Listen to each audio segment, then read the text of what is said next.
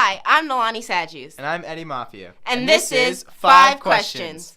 Today, we had the opportunity to sit down with New Rochelle alumni and former New York Yankee Matt Duran. And this is what he had to say.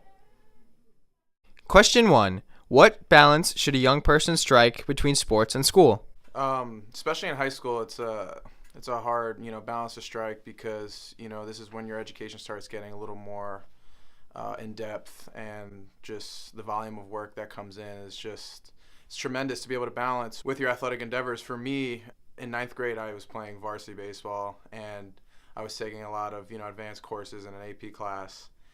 And it was tough because, I'm training all day, every day, and I get home tired, and the last thing I want to do is work. But, my mom instilled that drive and that work ethic for me to be able to, continue with my work, and it became something, that I like doing. It became a pleasure. And you got to find that balance because it's not only about sports, especially in, high school, because, it's really hard to get to that next level. And a lot of people don't know that, and they just fixate on the sports. And as you should, because there is a dream aspect. You do want to strive for something, but you always need a backup plan, and you always need to keep bettering yourself. Question 2. What was it like pursuing a career in professional sports at a young age? That's a question I get a lot. Well, when I first got drafted, I was a senior in high school. I had just turned 18. So, a lot of my friends are getting ready to go to college. And I'm getting shipped off to Tampa, Florida, which is where the Yankees have their minor league complex. And it was a culture shock because, while you're in school, you have, there's a community aspect. There's, a family aspect, even though you're away from your actual family. But you have a lot of people that are going through the same thing as you are. And, while I was starting my professional career, I was just on an island by myself. And the way that it's structured, it's, you're very, it's very secluded. You're on your own. You have to put in your work.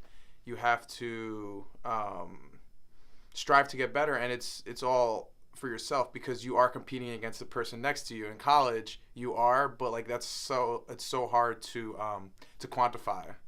When you're playing, either I'm doing well or he's doing well. So it's hard. It's it's that constant push. It's that constant grind, and that's just during the season. In the off season, it's just nonstop training. I was training, even twice a day for 5 or 6 days a week. I didn't really get to do much fun things that I wanted to do, but that was a good sacrifice for me because it got me to where I wanted to be. And although it was really hard and not everyone can do it, I really enjoyed it, and it's something I'm going to look back on for the rest of my life. Question 3.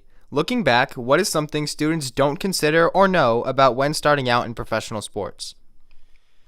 That's a good question because it's not like you wake up one day and say, I'm going to play professional baseball. That decision starts at a very young age. It starts when you're 5 or 6, because if you don't start putting in the work at that age, it's going to be really hard to get to that next level. I read a good book by Malcolm Gladwell, Outliers, and he says, to master a certain task, you have to put in 10,000 hours of work, which is, when you go to college, that's about 4 years. So, you have to put in those 10,000 hours of training and practicing, and, just you got to change your lifestyle, your diet, all that, just so you can push yourself to get to that next level. Question 4. What qualities do students need to pursue a career in professional sports? That's a good question because I'm in the midst of trying to figure that out myself right now. There should be clearly an interest. There should be a background and knowledge of the sport you're trying to pursue. For me personally, I would like to be a GM in baseball one day. So I know the ins and outs of the business. I know the ins and outs of travel, of playing. I know the day-to-day activities. So it gives me a leg up on other candidates because I also played, and I know, how the life entails.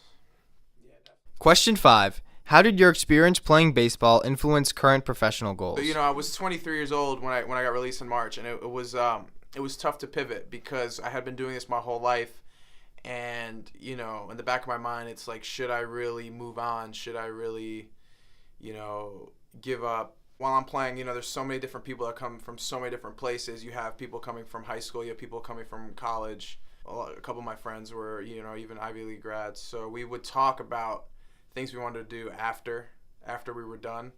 But it's so hard to put into place because you never want to think about, that next step while you're there, because that's almost putting it, in your mind that it's already over.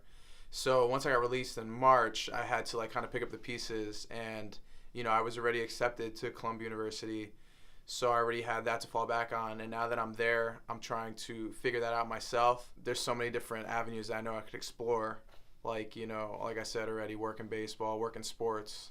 I'm trying to pursue a degree in math, so I feel like I can do analytics, or I could even pivot and go to Wall Street. So there's so many different options that I don't even know what the possibilities are yet, but I know that I can pivot back to sports if need be.